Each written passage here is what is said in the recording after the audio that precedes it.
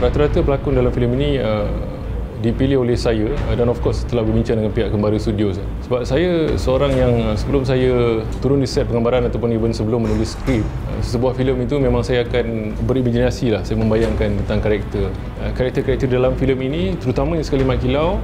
Saya rasa mereka ni berkaliber lah, ataupun cukup matang sebagai seorang pelakon untuk membawakan karakter-karakter yang boleh saya katakan berat di dalam filem ini. Pemilihan Adi Putra sebagai Mat Kilau dalam filem ini, saya yang memilih Adi Putra untuk mainkan peranan Mat Kilau kerana saya lihat kematangan Adi Putra itu sendiri kan. Sebab kita tahu Adi Putra telah terlibat dalam dunia lakonan ini begitu lama, dan saya memerlukan seorang yang berkarisma dan juga agak muda untuk mainkan karakter Mat Kilau ni, kerana macam saya katakan sebelum ini adalah kebangkitan awal, perjuangan Mat Kilau di peringkat awal.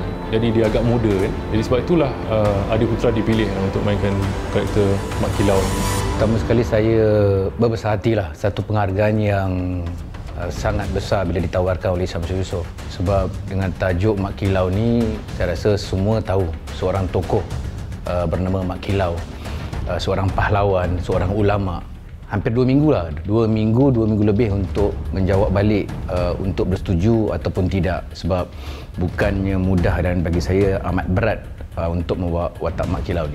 Waktu mula-mula Syamsul cakap nak ambil saya dalam filem Mat Kilau ni sebagai salah seorang watak yang akan bersama-sama untuk menghidupkan filem ni, waktu saya rasa sangat-sangat teruja, sebab filem ni adalah filem pertama saya untuk filem epik, filem sejarah. Ini adalah filem pertama saya. Jadi saya melihat Fatah Amin yang amat sesuai melakukan watak Awang dalam filem ini.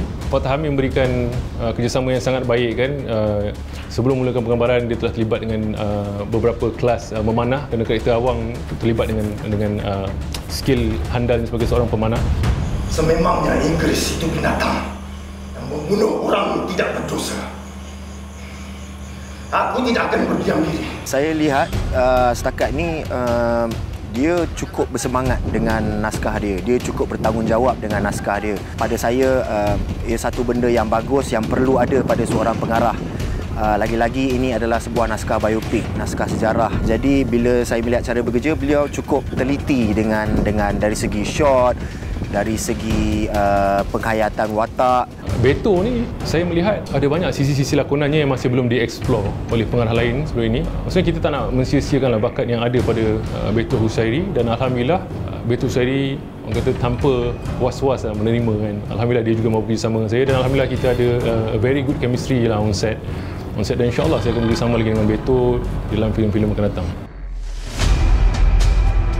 Dalam kalangan manusia ada insan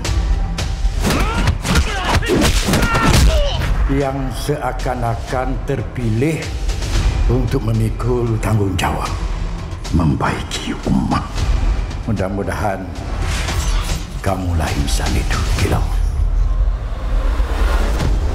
We will continue to pressure them until they give their lands to us. Bumi Tanah Pahang ini adalah bumi yang berdaulat. Apa yang telah kau lakukan pada tanah kami telah melanggar kedaulatan undang-undang orang Melayu dan juga mencabar Sultan.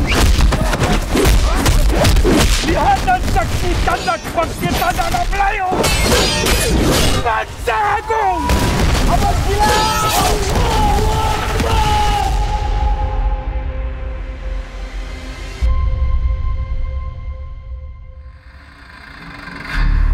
Action! Okey, saya seorang penggemar filem aksi, juga menggemar mengarahkan babak-babak aksi. Sudah semestinya lah saya meminati filem-filem luar negara, dan Yayan Ruhian terlibat dalam filem ini. Syukur alhamdulillah. Pemilihan Yayan Ruhian ni ada daripada pihak Kembara sendiri kan, pihak penerbit, yang mereka mahukan Yayan Ruhian berlakon dalam filem ini untuk babak aksi.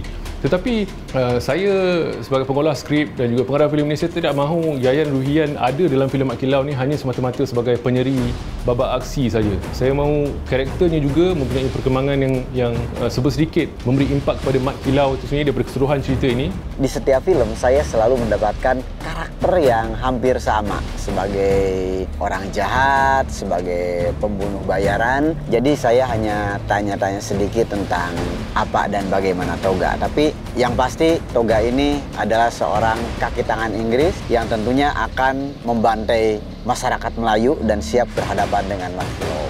Bagi saya, bila saya involve bersama dengan Yayan adalah satu kolaborasi yang baik bagi saya, sebab kalau kita tengok selalu filem-filem lokal kita ni memang filem antarabangsa, tapi bila kita berusaha sama dengan Yayan, saya rasa dia akan memberikan satu impak yang besar, apakah lagi dia lebih terkenal dengan pertahanan seni dia. Jadi saya tak ada rasa sangsi kalau filem Mat Kilau ni boleh menyeberang bukan saja di Nusantara, mungkin juga boleh menyeberang ke pesada dunia. Entah kenapalah, saya rasa Johan Achari tu sangat kena melakonkan karakter Yasin dalam filem Mat Kilau ni, kerana the way Yasin melontarkan dialognya sangat meaningful. Kita tahu dialog-dialognya berkenaan dengan maruah orang Melayu itu disampaikan oleh Johan Achari. Saya riset penggambaran, orang kata dah dapat rasa aura karakter yang dibawakan oleh Johan Achari. Saya dan Mat Kilau merupakan sahabat lah. Namun tetapi usianya lebih tua. Jadi Yasin memanggil Mat Kilau dengan gelaran Abang Kilau. Abang Kilau dengan penduduk kampung di Pahang sangat akrab. Jadinya bukan saja saya, malah ada Abang Ucup, lakonan K. Rahman juga mempunyai bonding yang sangat akrab, sangat rapat dengan Mat Kilau. Dalam filem Mat Kilau ni ada seorang karakter yang bernama Ibrahim, iaitu salah seorang pahlawan juga. Dia ini dilakukan oleh Ali Karimi, seorang pelakon baru. Nama saya Ali Karimi bin Abdul Rahman. Saya memegang watak Ibrahim. Ibrahim ni dia adik kandung Mat Kilau. Di mana dia seorang yang taat dengan abang dia, dengan ayah dia iaitu Tok Gajah, dan dia bersifat perwira yang sangat kental lah. Jadi apa-apa berkenaan dengan perjuangan dia sentiasa ke depan. Untuk watak Ibrahim ni saya ada buat beberapa penyelidikan lah. Saya buka di internet, di buku-buku sejarah, dan juga saya bertanya kepada pakar sejarah juga tentang watak Ibrahim ni. Skill yang ada pada Ali Karimi ni dari sudut martial arts-nya, kerana karakter Ibrahim ni bukan hanya perlu pandai silat, tapi juga bermain dengan pedang dan juga especially tekpi. Walaupun kalau nak di-compare dengan pelakon-pelakon lain yang lebih matang sebagai pelakon dalam filem ini, tetapi lakonan yang dipersembahkan oleh Ali Karimi ini pada saya memuaskan dan baik dan tidak menenggelamkan dia sebagai pelakon baru.